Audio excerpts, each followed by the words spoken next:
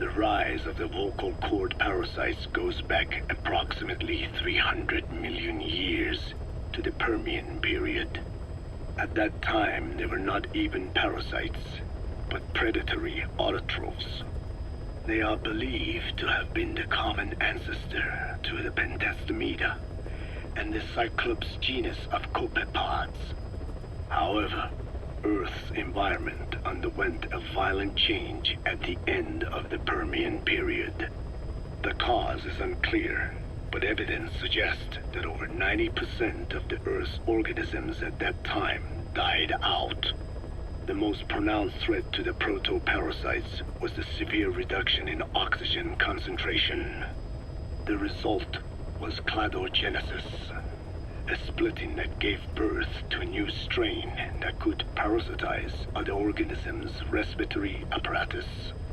This survival tactic helped lower their oxygen consumption, and inhabiting the throat kept them securely in contact with inhaled air. The best survivors were those that parasitized the reptiles that flourished at the time. Entering the Triassic period, the reptiles evolved into dinosaurs, and the protoparasites shared in their success. Dinosaurs developed respiratory organs called air sacs to adapt to the low oxygen environment. These in particular helped the protoparasites thrive.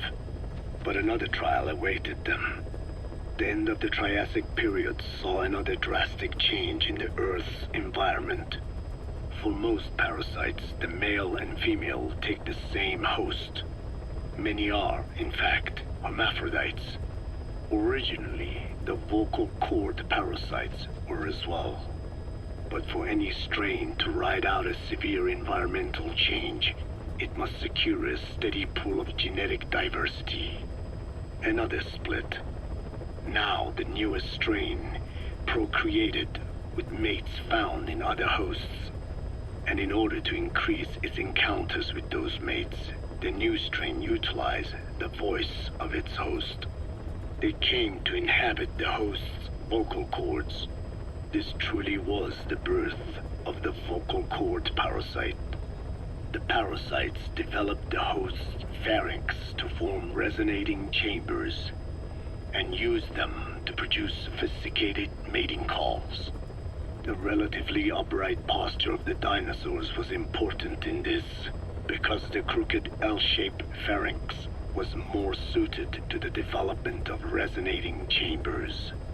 These developments ushered in a time of great prosperity for the parasites.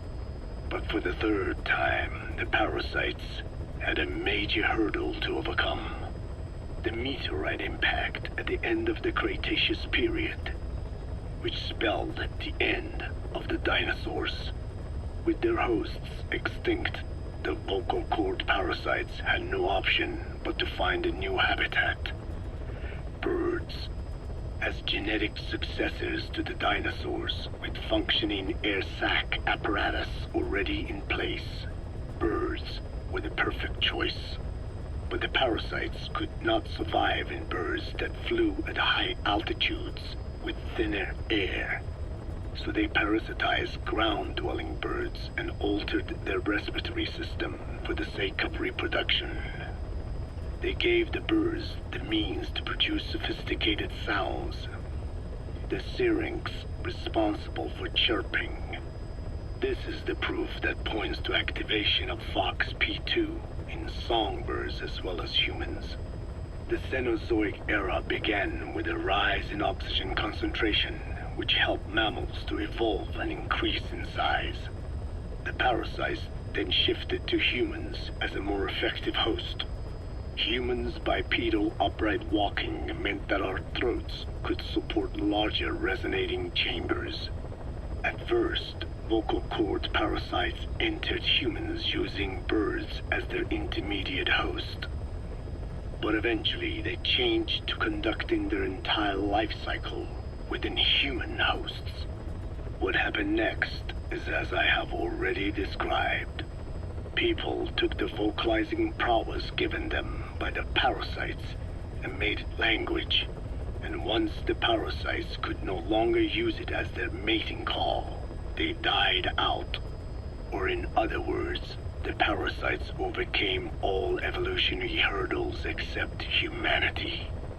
Skullface shared his opinion on this matter.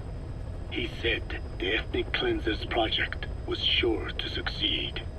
After all, the parasites had a grudge against us humans.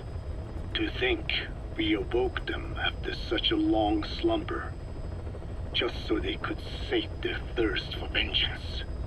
It is terrible, unforgivable, and yet, it is what I have done.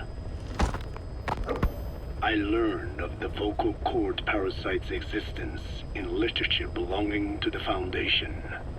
It was little more than a theory. The question was, why does only Homo sapiens among all primates have highly developed language?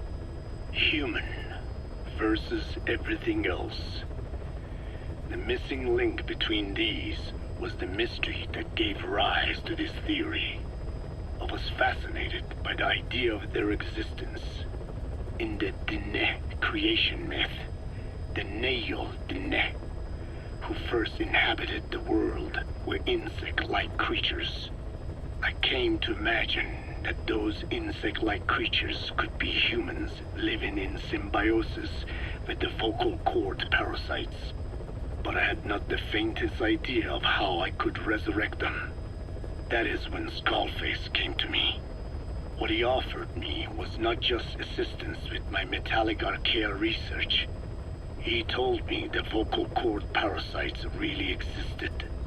And not only did they exist, they had already been brought back to life in the modern age. An ancient human cadaver, host to the parasites of the time. Cypher excavated such a cadaver from a permafrost region and isolated the DNA coding of the vocal cord parasites. Naturally, they were long dead and could not be brought back, but there was an alternate vessel they could use. A relative species of the Pentastomida discovered in China. It had adapted to live in the nasal cavity of animal hosts, but its genetic sequence showed signs of common ancestry with the vocal cord parasites. Ontogenesis, a path of an organism to maturity, is like a roadmap of the phylogenetic evolution of the entire strain. Cypher used this to effect a reverse evolution of the modern parasite and resurrect the vocal cord parasites. They interposed a developmental mechanism to the ontogenetic stage analogous to when the relative species first appeared, the point at which it split from the vocal cord parasites, forcing its evolution down the other path, the vocal cord parasite path. The larvae is produced by the vocal cord parasites, reborn. I do not know in detail how Cypher accomplished this, but clearly they have access to high-level genetic technologies. Skullface said it was the work of a genius woman scientist, and that the relative species in question was first discovered by a group once called the Philosophers. I was tasked with modifying the resurrected parasites. He charged me with two demands. First, to add lethality to these organisms that had once lived in peace with man, by unleashing the larvae's latent desire to consume nutrients from the host's lung tissue, making them eat and eat until the lungs were destroyed. Second, to have both male and female inhabit the same host and copulate then and there only when exposed to specific pronunciations continuously over an extended time. What he would do to the Dene if I failed. I had no choice. Originally, the ultimate objective of the ethnic cleansing parasite project was the identification of not only languages, but of actual cultures. Language is deeply connected to ethnicity, but many languages are employed by multiple ethnic groups, and confrontation between those ethnic groups is by no means rare. If the cleanser parasites were to be a deterrent against ethnic conflict, they had to distinguish between groups using means other than pure language. The original plan called for this to be achieved by differences in the transmission vector. Each ethnic group has different lifestyle customs and eating habits. For instance, parasites living in shallow water and taken in through the skin could be used to target rice farming groups, or parasites using cows as their intermediate host would be ineffective against cultures that abstain from eating beef. But that is a lofty goal indeed. The current parasites mainly rely on droplet transmission. It would take extensive time to alter the transmission route. I eventually learned that the Ethnic Cleansers project had been shut down. It was Skullface who put it back into operation. But despite that, he told me to forget about the transmission route and just focus on language identification. I do not know why. I understand that the Chinese philosophers who discovered the relative species of parasite originally planned to develop a phonogrammic Alexia parasite. The left temporal parietal region is home to the part of the brain that identifies the phonetic symbols of the English language. They wished to create a strain that would parasitize that region and suppress its literacy functions. The brain area responsible for identifying the logographs of Chinese, meanwhile, is in the left middle frontal gyrus, meaning that even if native speakers of Chinese were infected with the parasite, the literacy would be unaffected. Old and new, east and west, there is no limit to the delusions of those in power. But this delusion threatens to become a reality. I have to do something to stop this. There must be something I can do.